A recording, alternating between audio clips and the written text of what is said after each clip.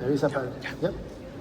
Vamos a ponernos de pie para elevar una oración a Dios en la continuación de estas pláticas sobre el tema del año jubilar, que es la esperanza.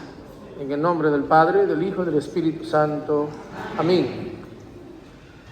Pedimos, Señor, la asistencia de tu gracia para que ilumine nuestra mente y corazón, también a estos hermanos nuestros, el grupo de adoradores, también que tú nos enseñes el valioso regalo que nos has dejado en tu presencia viva y real en la Santa Eucaristía.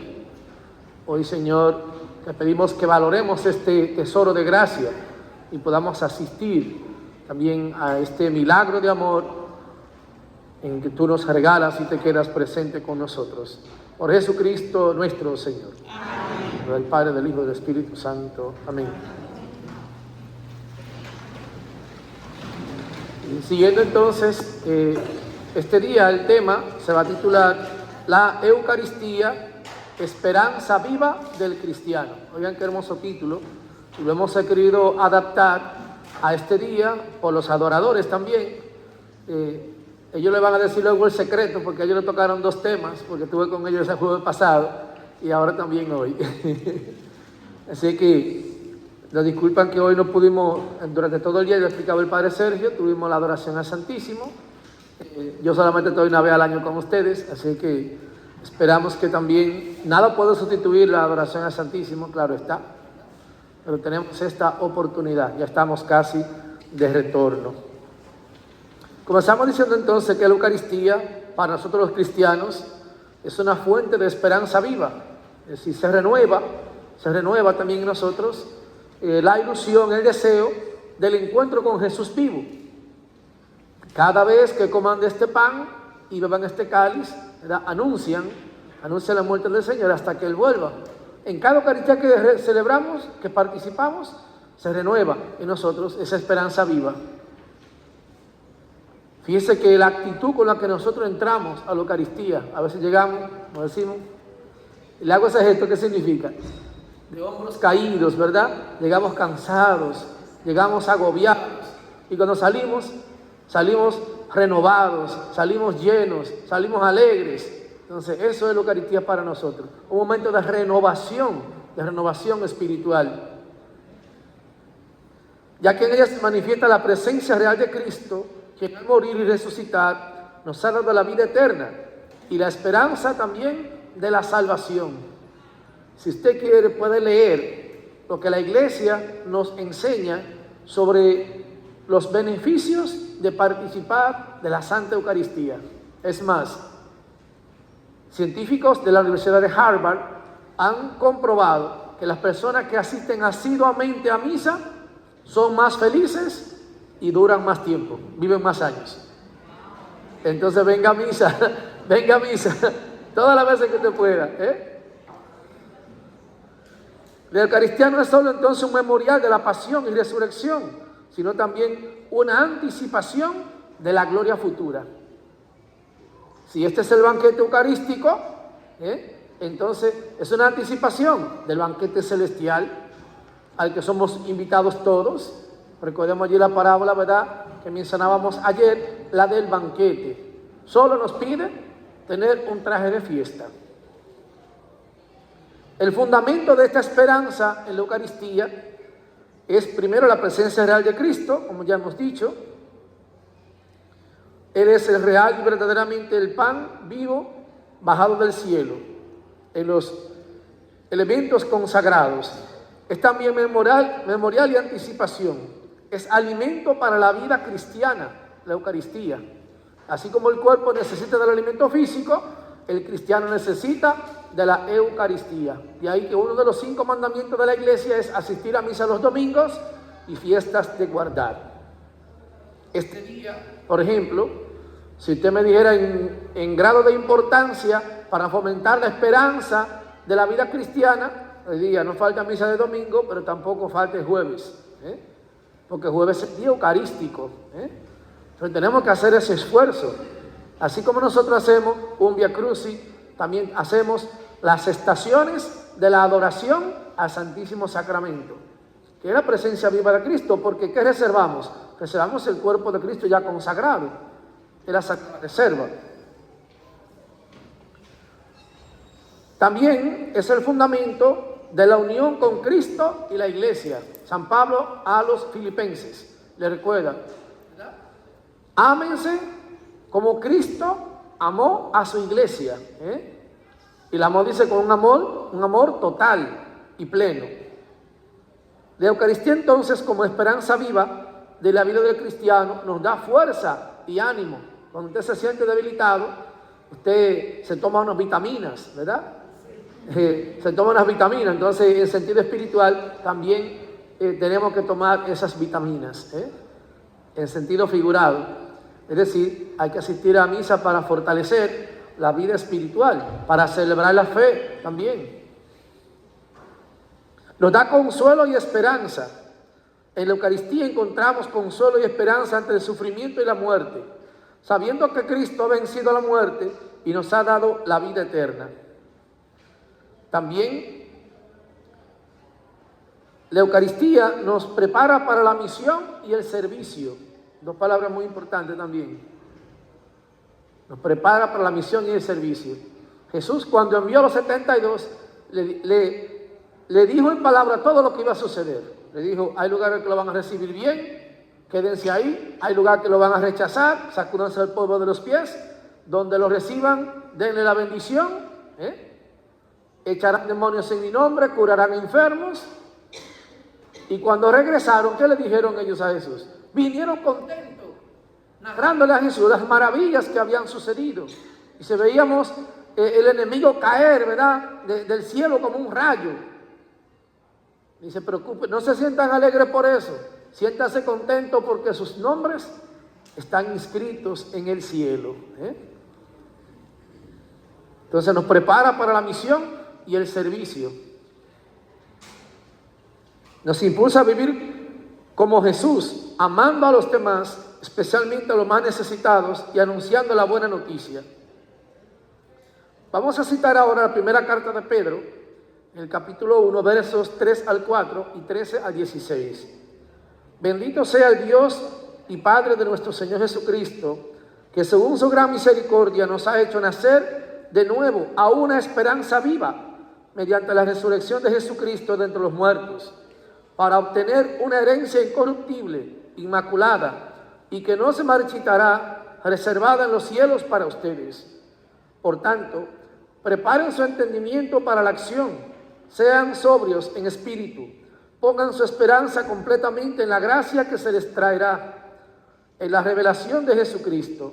Como hijos obedientes, no se conformen a los deseos que antes tenían en su ignorancia, sino que así como aquel que los llamó es santo, así también sean ustedes santos en toda su manera de vivir, porque escrito está: sean santos porque yo soy santo. Hermosa palabra esta de la primera carta de Pedro, versículos 1 al 3 y 13 al 16. Al proclamar entonces la muerte del Señor y profesar la resurrección hasta que vuelva, mismo Pablo nos lo atestigua, primera de Corintios, capítulo 11, versículo 26. La Eucaristía es por excelencia un sacramento de la esperanza cristiana. Contiene en sí mismo el memorial de la Pascua de Cristo y la anticipación de la gloria venidera. Como es bien sabido, en la Constitución sobre la Sagrada Liturgia de Vaticano II, se describe la Eucaristía como sacramento de piedad, signo de unidad, vínculo de caridad, banquete pascual, en el cual se come a Cristo. El alma se llena de gracia y se nos da como prenda de la gloria venidera. El alma se llena de Cristo. Aquí nosotros no venimos a traer, nosotros venimos a llenarnos también. Pidan y se les dará. La Eucaristía entonces, en ese ámbito divino en el que la comunidad cristiana celebra la presencia de Cristo, el fundamento escatológico y el fundamento de sus expectativas últimas. Aparentemente es de esta esperanza en Cristo que los primeros cristianos continuaron dedicándose, perseveraban en la enseñanza de los apóstoles, en la comunión, en la fracción del pan y en las oraciones. Hechos 2:42. Guiados por esa esperanza, tanto tiempo, desde el año 46 hasta el año 325, la iglesia sufrió un periodo de persecución. Sin embargo, la iglesia mantenía viva esa esperanza de juntarse a celebrar la fracción del pan. Allí en lugares incluso con poca iluminación, en catacumbas, en cuevas, exponiendo su propia vida, porque quien era descubierto siendo creyente, pues sufría todo tipo de martirio. En otra ocasión ya le he dicho, ustedes seguro lo han leído, amarraban a los cristianos como antorchas, les rociaban alquitrán, los encendían en los patios de los reyes o gobernadores, emperadores. Lo lanzaban a los leones como espectáculo también para los romanos. Esa y muchas otras formas de martirio cruel vivieron los cristianos. Sin embargo, nunca desfallecía su esperanza. He aquí el sentido por el que en la Eucaristía el acto salvífico de Dios se ha realizado en Cristo y que a través de su Pascua de muerte a vida y por la fuerza del Espíritu, la comunidad cristiana participa efectivamente en la vida de la resurrección, es decir, en la gloria de Dios. Se lo digo más sencillo, la Eucaristía es, ¿verdad?, la gloria, es el cielo en la tierra, es el cielo en la tierra. Busquen testimonio de personas, dice que en el momento de la consagración allí se han figurado incluso ángeles, cuando está sucediendo el momento de la consagración. Es algo muy grande, es algo que llena, dice, de viva y real emoción nuestro corazón también. Entendido de este modo, entonces, el Cristo glorificado que ha de venir ya está en comunión con la comunidad cristiana. Y así, cuando venga en gloria, la eficacia final de la Eucaristía será la plena manifestación de la realidad indecible que Dios ha preparado para los que le aman. Primera de Corintios capítulo 2, versículo 9 y Romanos 8, 28. Por tanto, la Eucaristía se convierte en el símbolo sagrado de la realidad universal del reino de Dios prometido por Cristo, llenando de esperanza a los cristianos en su caminar por este mundo, como leemos en la encíclica Ecclesia de Eucaristía de San Juan Pablo II. Muy hermoso este documento. Y les invito a que cuando tengamos un tiempo libre en casa podamos leer los documentos oficiales, cartas encíclicas, exhortaciones apostólicas, documentos oficiales de la Iglesia que son muy interesantes y actualizados sobre todo. La Eucaristía entonces es tensión hacia la meta, pregustar el gozo pleno prometido por Cristo, como nos dice en Juan 15:11, es en cierto sentido anticipación del paraíso. Ya le decíamos, es la gloria en la tierra, la Eucaristía. Quien se alimenta de Cristo en la Eucaristía no tiene que esperar el más allá para recibir la vida eterna. La posee ya en la tierra como primicia de la plenitud futura, que abarcará al hombre en su totalidad. En efecto, en la Eucaristía recibimos también la garantía de la resurrección corporal al final del mundo. Y proviene de que la carne del Hijo del Hombre, entregada como comida, es su cuerpo en el estado glorioso del resucitado. Por eso con la Eucaristía se asimila, por así decirlo, el secreto de la resurrección. ¿Es a un Cristo muerto o a un Cristo resucitado el que recibimos? Claro, a un Cristo glorioso el que recibimos. Por eso la salutación que nos dice quien administra la comunión y ministro del sacramento, que es el sacerdote, es el diácono, que son los ministros de comunión, entonces nos dicen el cuerpo de Cristo, ¿verdad? Es el cuerpo de Cristo. En perspectiva, en relación con la esperanza se suscitan varias cuestiones. ¿Qué es la Eucaristía en relación con nuestra comprensión de ser más plenamente humanos en todas las luchas por la vida, el amor y la verdad? ¿Tiene algo que decir la existencia de tanta opresión, sufrimiento, persecución y muerte en el mundo? ¿Cómo puede apreciarse más plenamente como sacramento en el que Cristo está presente real y verdaderamente como alimento y bebida de la esperanza y celebrado como una anticipación más plena del banquete celestial. ¿De qué manera nuestra celebración de la Eucaristía, como un banquete comunitario, abierto, alegre, esperanzador, como sacrificio, un memorial del misterio pascual de Cristo, se concreta con la esperanza cristiana, con implicaciones prácticas en nuestra forma de vivir presente y futura? Esas son cuestiones y preguntas quizás muy profundas para nosotros, pero muy reales también. Nos está cuestionando sobre qué sentido le damos nosotros, qué vemos nosotros en la Eucaristía.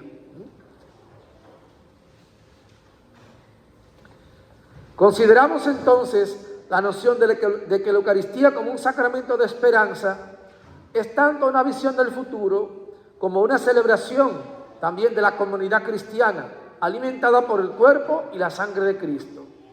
Además, si Cristo es nuestra gloria futura, es muy importante que entendamos y sepamos que el encuentro en la mesa eucarística confirma y extiende nuestra comunión con Cristo entre nosotros y con toda la creación.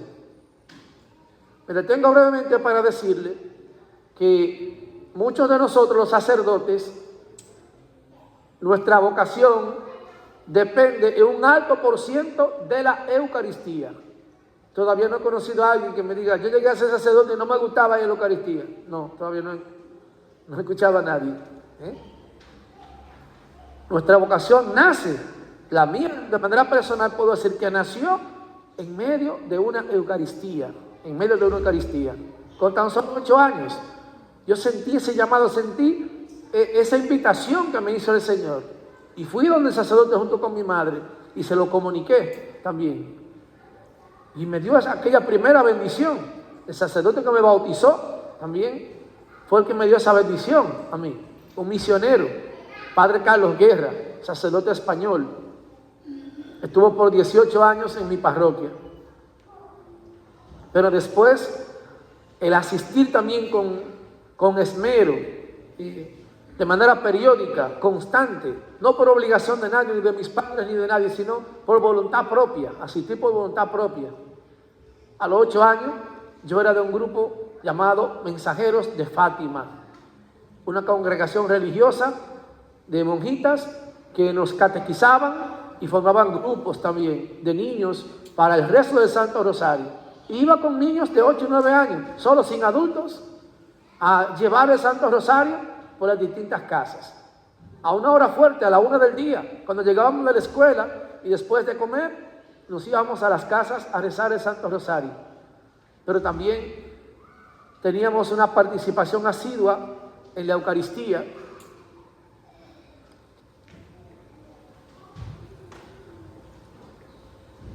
La forma entonces de la esperanza eucarística como una comunión. Dios será todo en todos.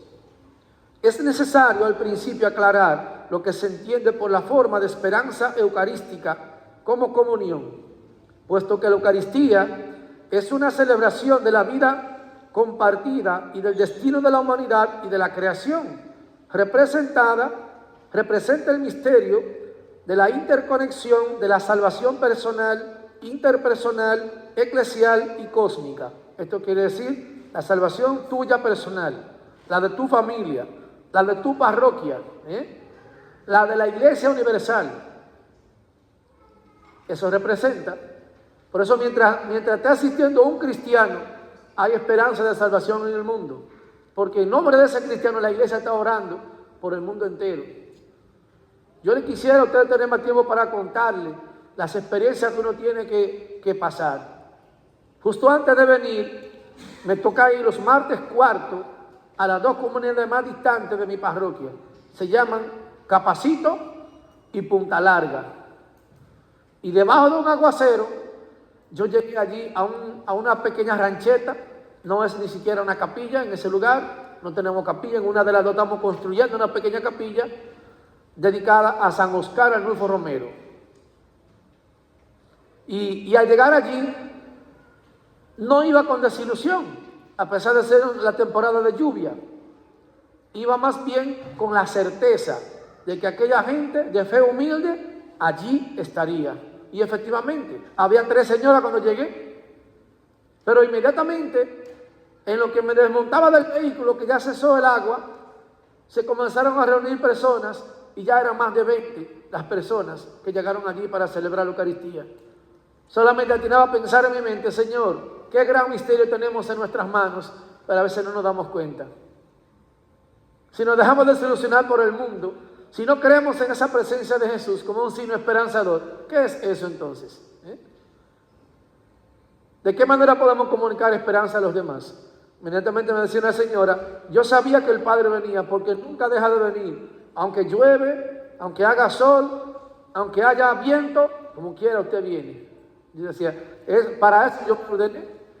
Yo prometí a mi obispo y a sus sucesores que viviría y celebraría la Eucaristía cada día de mi vida como sacerdote. Y cada día de nuestra vida tenemos que celebrar. Aunque no tengamos misa ese día, podemos hacer una misa personal, en privado. Tenemos ese permiso. De allí la pregunta hace para muchos de ustedes, ¿y de dónde viene la fuerza de ustedes de hacer tantas cosas en un día?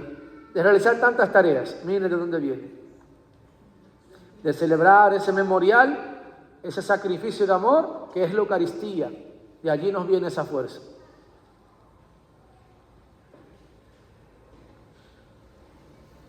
En la Eucaristía, de manera fundamental, la Eucaristía es un signo y una fuente efectiva de la Santa Comunión. En la Eucaristía muchas personas se convierten en un solo cuerpo de Cristo. 1 Corintios 10:17. De tal manera que Cristo los lleva en sí mismo como un solo cuerpo de la nueva creación. Este enfoque de la Eucaristía como acontecimiento de comunión constituye un punto de entrada significativo para una antropología renovada en la que la esperanza cristiana se pone en diálogo con la búsqueda contemporánea de algunos aspectos claves del ser humano. ¿A qué venimos nosotros? ¿Qué sentido tiene para nosotros? ¿Por qué tenía una fuerza de atracción tan grande la Eucaristía para nosotros? ¿Verdad?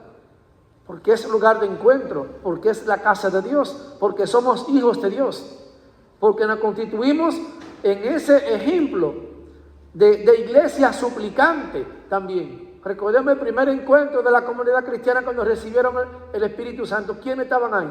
Estaban María Santísima y estaban los apóstoles. Esa era la iglesia que estaba reunida ahí. En la Eucaristía se reúne la iglesia también. Es la gracia del Espíritu Santo que se derrama en ese momento. Y no somos atraídos de manera involuntaria, ¿verdad? Somos atraídos como corazones nobles también, que se sienten necesitados también de Dios. Por eso nos sentimos tan bien en la Eucaristía.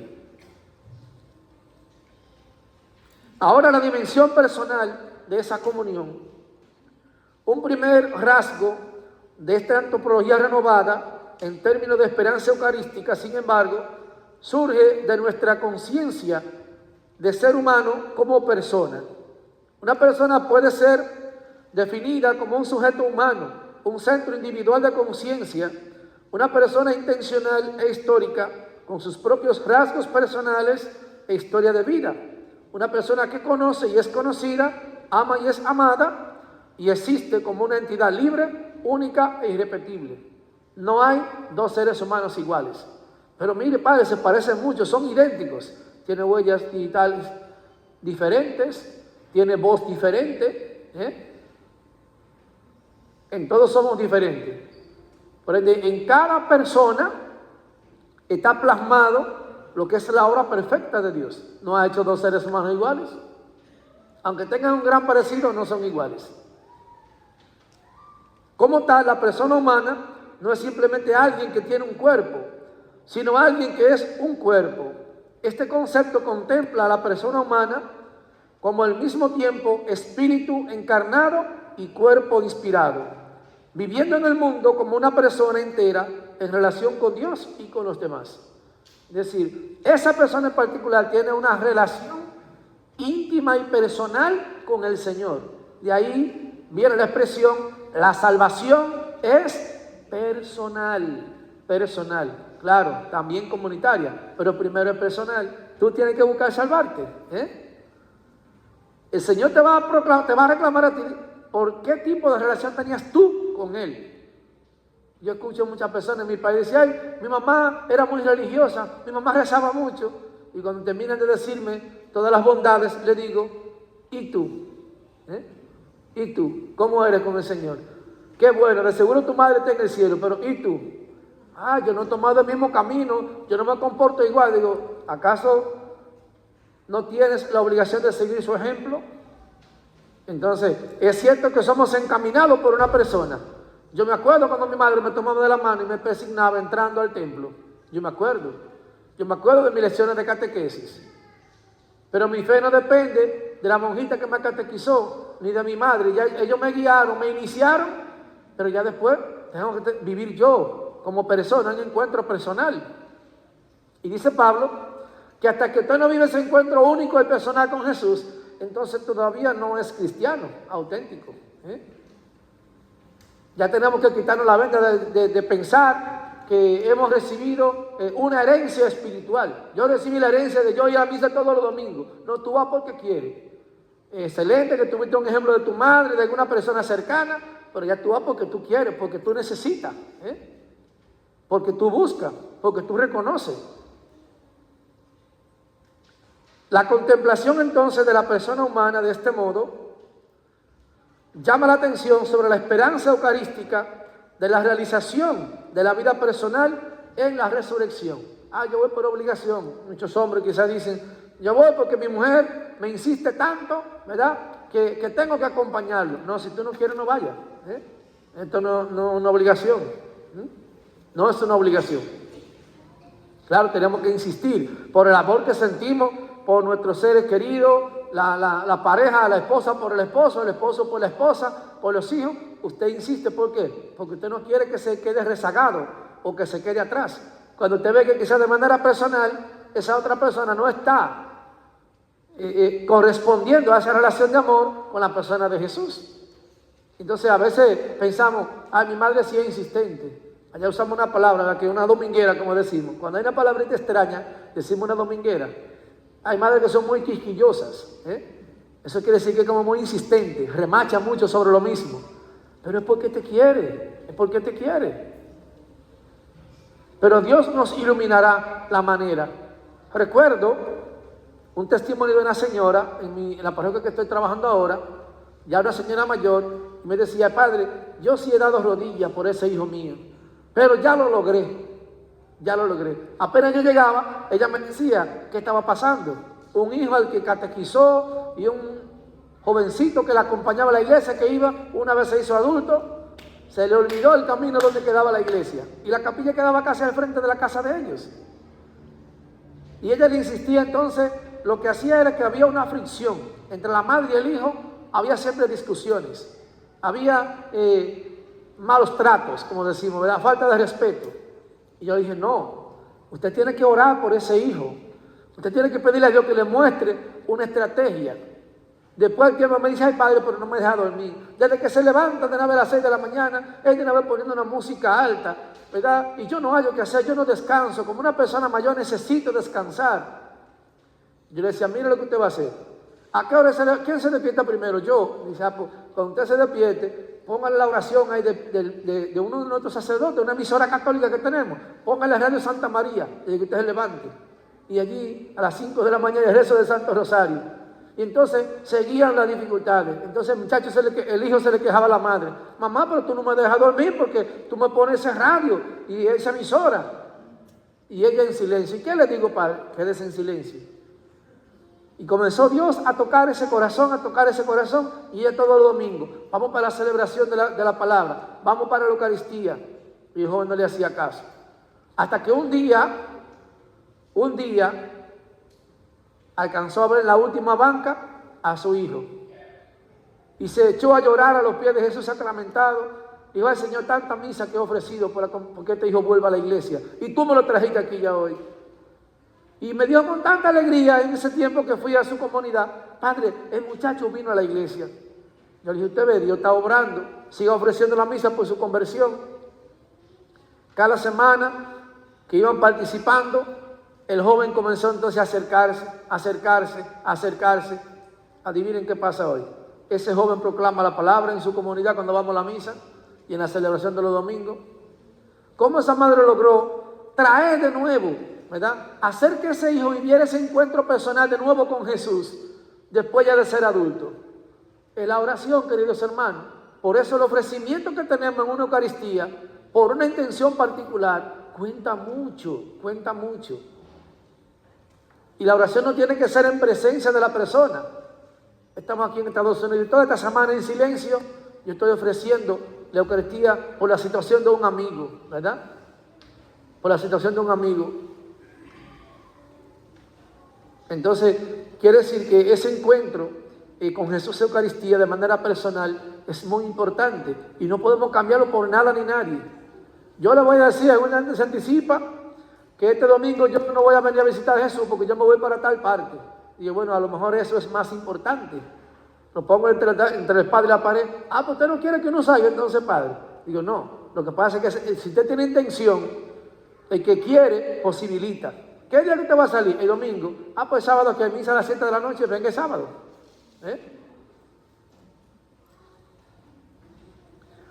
La dimensión interpersonal y eclesial, entonces, en el acontecimiento de las personas en comunión. Aunque en términos de identidad personal, de ser y de vivir, cada persona humana es un ser único, trascendente, responsable y libre, hay algo fundamentalmente comunitario en el sujeto humano. Aquí surge otro rasgo significativo de la esperanza eucarística, de nuestro énfasis en la dimensión interpersonal y eclesial de la personalidad. La relación es una característica fundamental de todos los seres humanos del mundo. Uno solo está presente a sí mismo en la medida en que uno está presente a los demás en términos de comunión. Cuando usted viene a la mano a usted que participa en nombre de los demás también, de su familia, de los que no vienen. Por eso escuchamos en una parte en la Eucaristía, los que no creen, no buscan, no aman, no temen, no adoran. Por eso también lo ofrecemos. Mientras haya una persona, hay un signo de esperanza. Puesto que la existencia humana es una invitación a una vida de comunión inclusiva con otras personas, con las de amigos y vecinos cercanos y lejanos. Por su propia naturaleza, la esperanza implica una conciencia de comunión. Insiste en que la realización personal e interpersonal es inseparable. Vemos aquí, para la perspectiva cristiana, que no sería posible hablar de la persona sin el concepto de comunión. Esto es así porque la esperanza misma solo se puede considerar significativa en el contexto de esta nueva profundidad de ser, es decir, de una comunión real establecida entre las personas. El sentido de la esperanza eucarística surge entonces en esta dimensión interpersonal de la personalidad. Hablar siempre de nosotros, miren, la Eucaristía tiene ese sentido profundo de comunión. Miren, unos reciben a las personas, unos proclaman, unos imparten la comunión, otros cantan, todo es un signo de comunión también. Y si la esperanza cristiana está finalmente en el Dios Trino, que es esencialmente relacional, entonces es necesariamente una esperanza no de individuos aislados, sino de personas en comunidad en la que todos se reúnen sin las barreras de la raza, el idioma o las tradiciones culturales. Alguien me preguntaba en una ocasión, viviendo aquí en Estados Unidos, es que vive en un área donde nada más hablan inglés. ¿Y qué yo hago, padre? Yo, vaya a la misa. Dice, pero yo no entiendo lo que ellos dicen en ese momento. Y yo, pero usted participa con devoción y con fe. Usted no sabe que Dios habla todos los idiomas.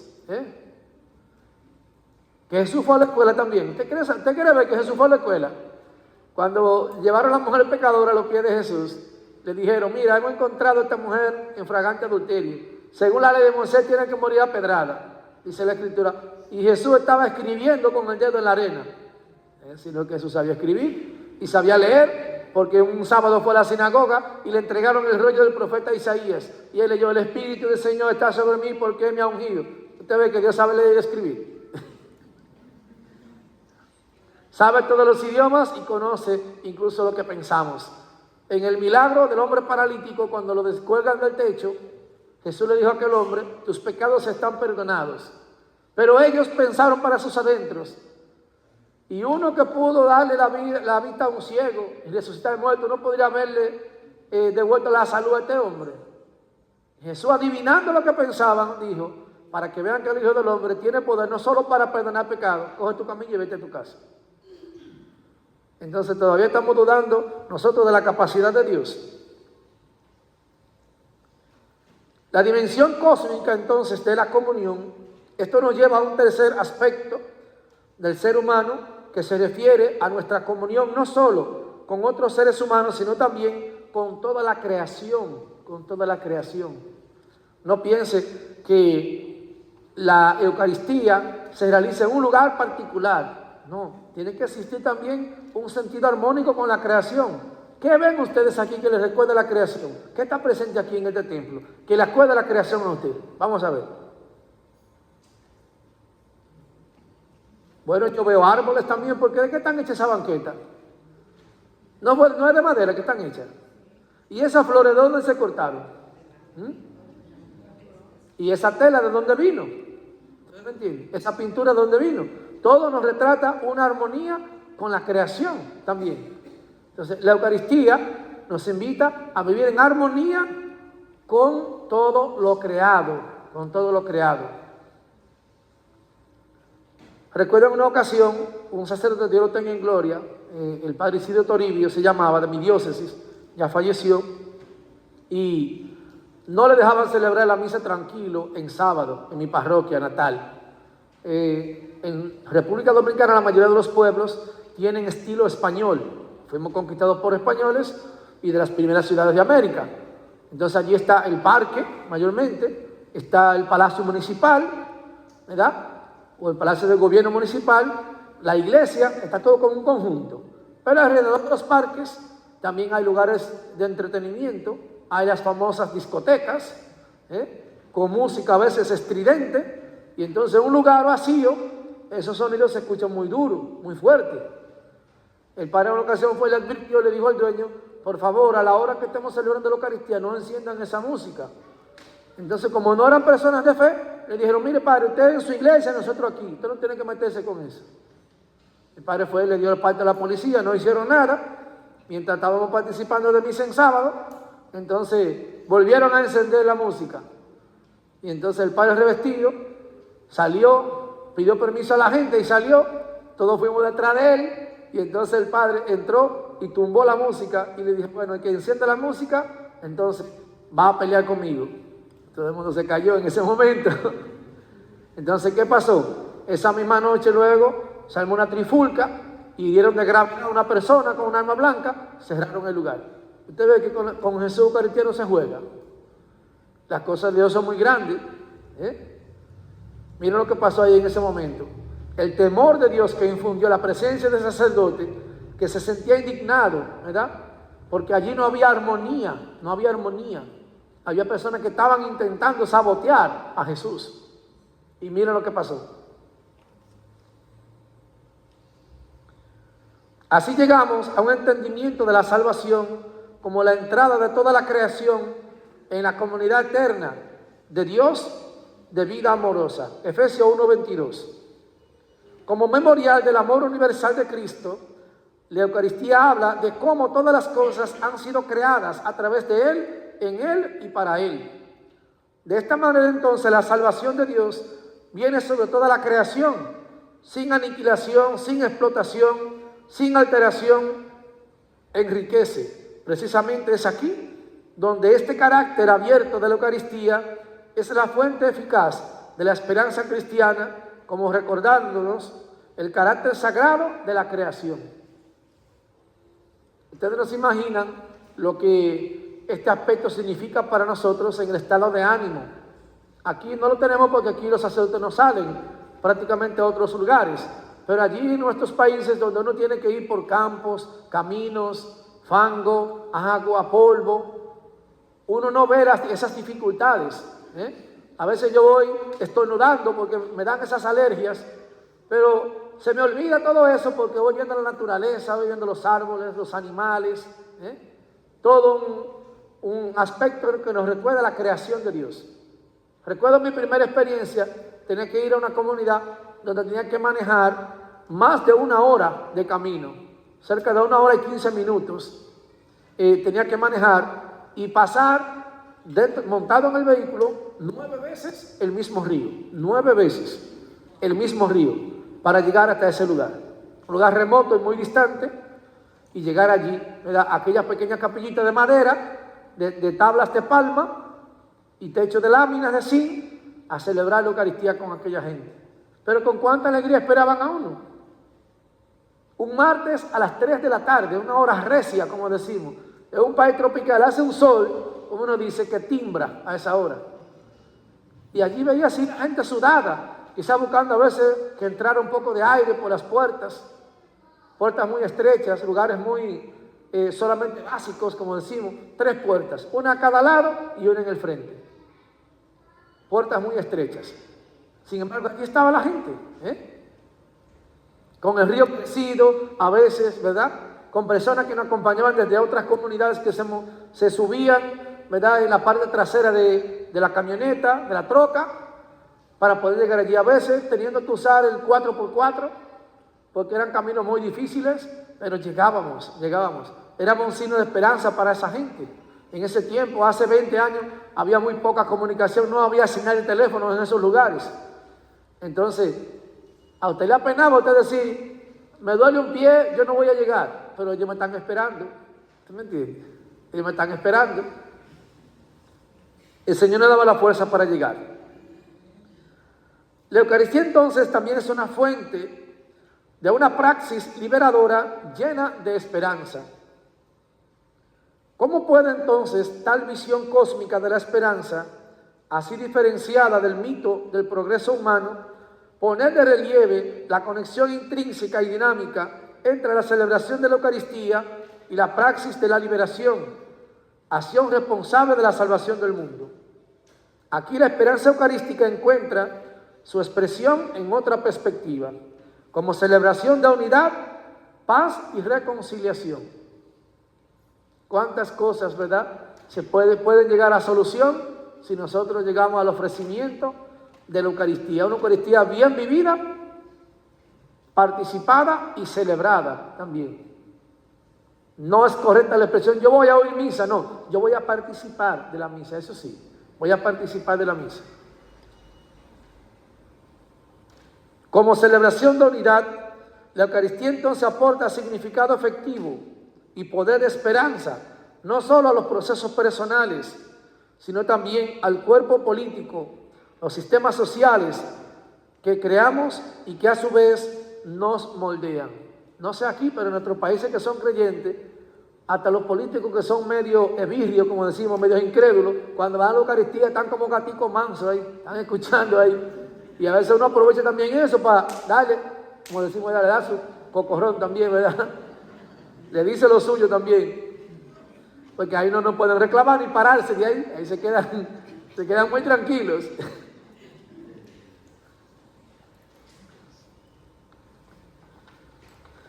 Dentro de esas implicaciones, entonces, políticas, sociales y liberadoras, también está el hambre de justicia. La ilustración más dramática de la demanda divina de justicia y de liberación de los oprimidos es también la historia del Éxodo, que hemos estado leyendo ahora estos días. Fíjese ayer como el pueblo decía, pero mejor no hubiéramos quedado allá comiendo carne en Egipto, ¿verdad? Ellos iban camino a la libertad, sin embargo estaban anhelando, ¿verdad? Cosas del pasado. Por tanto, esta gran historia de la liberación de la esclavitud y el viaje a través del desierto hacia la tierra prometida y la alianza establecida por Dios prefigura la liberación de toda la humanidad en el contexto del misterio pascual de Cristo. Los profetas hablan a menudo del juicio de Dios sobre aquellos que consideran que la realización del ritual religioso, más que la lucha por la justicia para todos, es la principal demanda que Dios hace a las personas. Recuerde cuando Dios manda la última plaga, que fue el ángel de la muerte, a Egipto. Invitó al pueblo a prepararse. Prepare la cena de Pascua. Sacrifiquen un cordero, macho de 1 año sin defecto. Cómanlo en familia. Mojen la jamba, la entrada de la puerta con la sangre del cordero. Pónganse su mejor ropa. Celebren una fiesta, porque se acerca su liberación. Su liberación. Fíjense cómo el poder político de un imperio, el imperio egipcio, no pudo detener la obra de Dios. Entonces, no hay opresión ni poder político. El presidente de aquí de Centroamérica, de uno de estos países de Centroamérica, que encarceló a un obispo, podrá encarcelar a lo mismo, pero no va a dejar de celebrar misa porque está en la cárcel. Mataron a Monseñor Romero para celebrar en el momento que estaba consagrando, pero no se ha dejado de celebrar la misa en esa Eucaristía, en ese templo. O sea, el poder político no puede oprimir la celebración de la Eucaristía, porque es un acto liberador. Liberador es un sentido de esperanza del pueblo. Fíjense, en nuestro país, República Dominicana, existió una tiranía por 31 años. 31 años. Y lo último de esa tiranía fue también oponerse a la iglesia. Como fruto de la participación en una Eucaristía, el obispo de nuestra diócesis, Monseñor Francisco Panal, invitó a los presentes a ponerse de rodillas. Ese presidente dijo, a él nadie lo hacía ponerse de rodillas. Se le fueron las fuerzas y cayó de rodillas. Cayó de rodillas. Se sintió humillado aquel hombre. Eso es historia pura. En el mural del salón de nuestra diócesis, de nuestro obispado, está allí ese momento donde Monseñor Panal hizo hincar al presidente. O Monseñor no, Dios lo hizo hincar. Cayó hincado. Sin embargo, aquel hombre se sintió tan humillado que dio orden al sistema de seguridad, se llamaba el CIN en ese momento, un órgano represor, cruel, malvado, ordenó la muerte de Monseñor Francisco Panal. Pero apenas 3 días después de haber pasado eso, entonces ajusticiaron a aquel tirano, lo mataron. El poder político no puede vencer, ¿verdad? Eso fue dentro de una Eucaristía que sucedió eso. Toda clase de aberraciones hizo aquel hombre para humillar la presencia de Dios en la Eucaristía. En medio de una adoración, mandó a meter mujeres prostitutas dentro de la catedral. Toda aquella humillación a Jesús sacramentado, pero como con Dios, ¿verdad? El hombre no se puede exponer a luchar contra Dios. 3 días después de eso, fue ajusticiado aquel tirano. ¿Qué hacía la gente noble? Venía de los campos, montado a lomo de un burriquito, de una montura, ¿verdad? De un caballo. Iba allí con sus cargas a la ciudad. No iban con cargas realmente. Iban con piedras y palos, porque decían, nosotros vamos a defender la iglesia y vamos a defender a Monseñor hasta la muerte. Entre 200 y 300 hombres amanecían diariamente allí por esos 3 días. Al tercer día fue ajusticiado. La Eucaristía es un signo de esperanzador y liberador también, en contra de cualquier poder político también.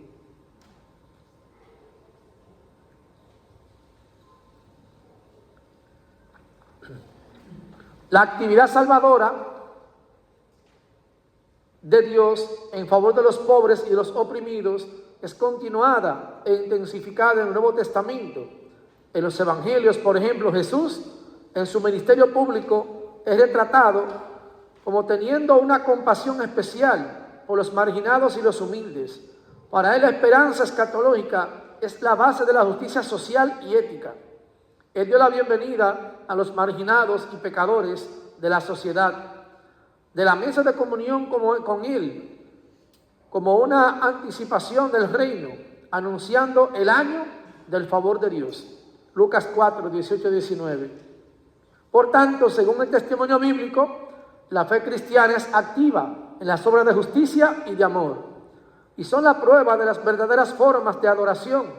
En consecuencia, la característica fundamental de la esperanza eucarística como praxis de liberación puede entenderse en términos de comunión que tiene un triple sentido.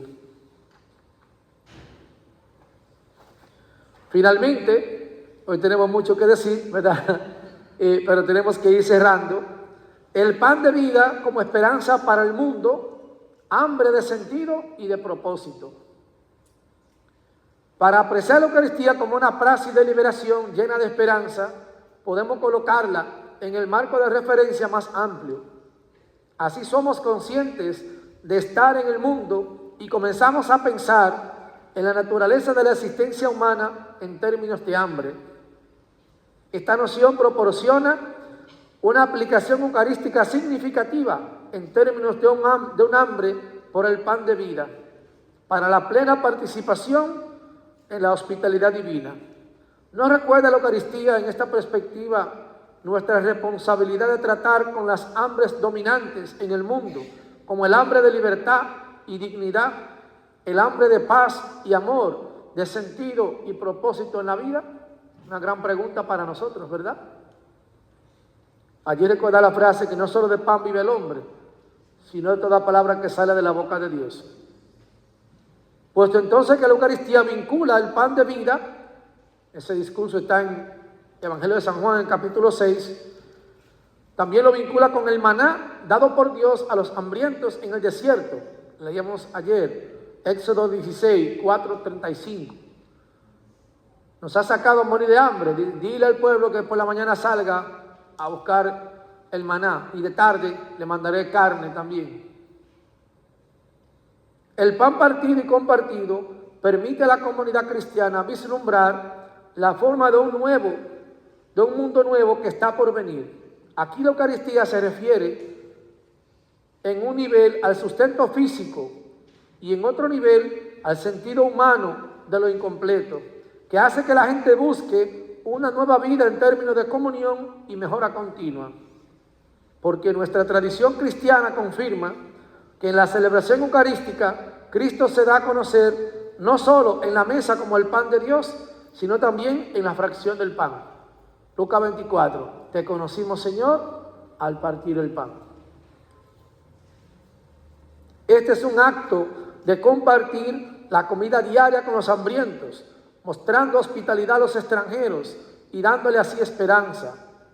Así, en el compartir eucarístico encontramos una correspondencia positiva entre el bienestar humano en la tierra y la salvación final en el cielo, entre el futuro histórico y el reinado escatológico. Pidamos pues a Jesús Eucaristía que nos siga llenando de esa esperanza viva también en cada encuentro personal y comunitario que vivimos al participar de la Eucaristía.